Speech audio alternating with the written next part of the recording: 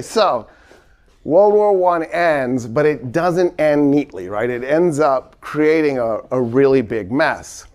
And the mess is for multiple reasons. One of the problems is Germany really didn't lose World War I militarily.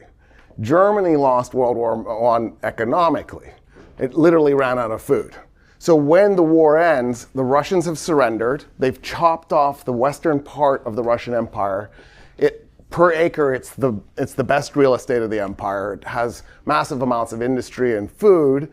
And then the entire war on the Western Front is fought in France and in Italy. And in fact, in 1918, in spring of 1918, the Germans launch the spring offensive and try to capture Paris. So 4 years into the war, the Germans are still attacking. They still have the resources to do this. Running out of food is not great because starving soldiers are awful soldiers. And so Germany is literally coming apart at the seams. Austria, in October, breaks up with Hungary. They break the Austro-Hungarian Empire. And it becomes increasingly obvious that they're not gonna get through to the other side. They're not going to win. So the Germans go and they say, we wanna negotiate. We wanna see if we can't just do an armistice, surrender. Because we're winning militarily, they tell the French and the British, could you just be a little merciful with us, right? We might have a little bit of fight left in us. It's just things are coming apart. And they tell the Brits and the French, we're worried we're going to end up with a communist revolution like the Russians.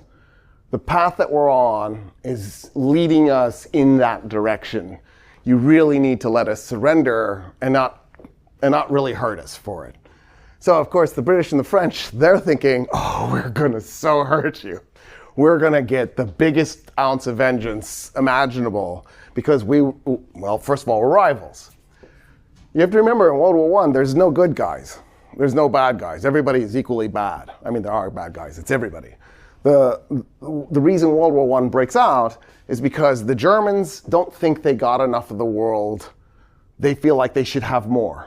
In other words, they feel like because they start late, they didn't get enough of Africa. They didn't get enough of Asia. And they feel cheated in creating an empire. The British are nervous that if the Germans are allowed to keep building their navy, at some point German quality, because they're not going to match the Brits for quantity, but at some point German quality will reach a level where they'll be able to fight the Brits and sink the British Navy.